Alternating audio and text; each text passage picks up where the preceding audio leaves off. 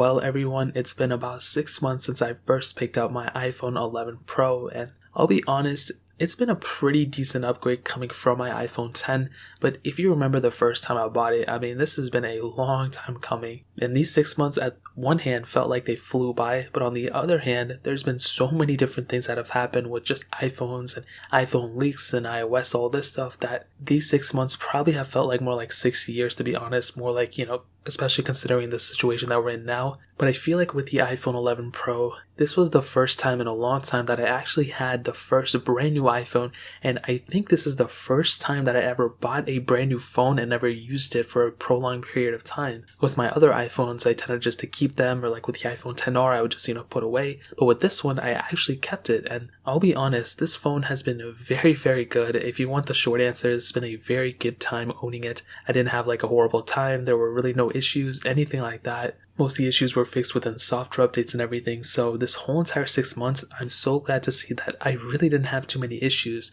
What I will say though is that even with the iPhone 10, when that thing came out, there were a couple issues within the first couple months that Apple fixed, and then with the XS and XS Max, even with the XR, there were still a couple issues, but this one, I really didn't have too many, and maybe the only one gripe that affected me for the first day or two was the screen. And if you guys don't know, this screen did scratch up quite a bit before I put a glass screen protector on it. Now, it doesn't really scratch up that much, obviously because there's a screen protector on it, but that's really the biggest problem that I had with it. And even 6 months later, I'll be honest, this phone still pretty much looks brand new, even though I had a case on it. There's still sometimes that moisture can get in and, kind of rub some weird things on it. With my iPhone 10 before, that one looked brand new when I bought it, and after the cases and stuff, it does leave some residue behind, but this one still looks for the most part pretty good, which is really nice. The back, no cracks, nothing like that. I have dropped this phone quite a few times since my time owning it, and it's still held up very nice. There are no cracks or anything like that, so I know I saw those drop tests and everything, so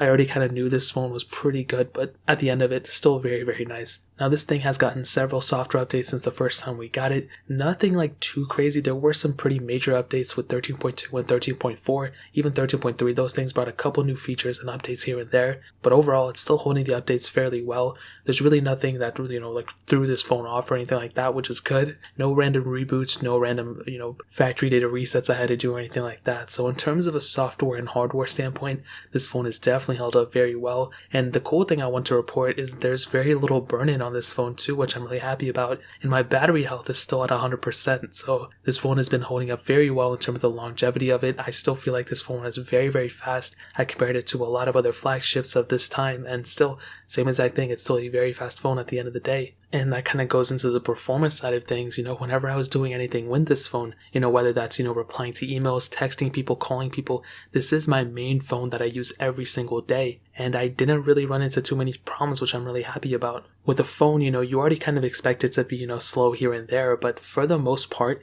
the best way I can explain it is that once I'm thinking of clicking on something and I'm thinking about clicking on something else, usually it loads up instantaneously. So the best way I can explain this, like if I click messages and I want to click on somebody's name, it's almost right there whenever I click it, you know what I mean? So it's like instantaneous. And the same thing within settings. If I open up settings, then I know where like general and things are, so I can immediately open it, scroll down, click it, and it's almost instantaneous. Like I don't have to wait for anything, which is really nice.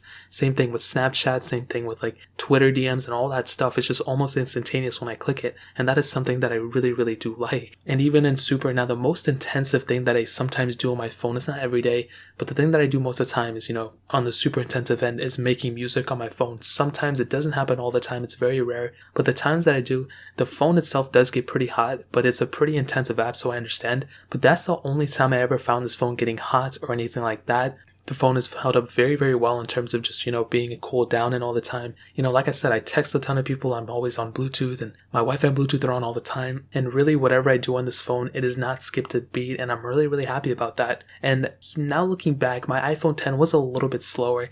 It wasn't like an everyday thing that I noticed, but maybe just a little bit down the line, I did see this phone being a little bit slower here and there. I'm talking about the iPhone 10, but the 11 Pro still holds up very, very well. My battery life has been amazing. With my iPhone 10, I was ending the day with like 20%, 30% sometimes. This phone, I'm literally ending the day with like 60% on most occasions. And even though all of us are working from home now, we're probably using our phones more, I'm still ending the day with like 50%, where my iPhone 10 would probably be on like 10 or 15%. So this phone has been holding up very, very well throughout the time that I've owned it. There's really not too much to hate on it. It's a very safe phone. Used prices of this thing have gone down a little bit too, which is good to report. They're around like that 800 to 850 price tag for the base model, which I think is still a pretty expensive phone, but I think for a current generation phone, there's really not too many other ways you can go about it, man. This phone, in my opinion, has held up very, very well. I've enjoyed using it. There wasn't really too much to hate on it since I've said it, so I'll definitely tell you, if you're in the market for a phone, and if you don't know if the iPhone 11 Pro will last you for a little bit longer, whatever,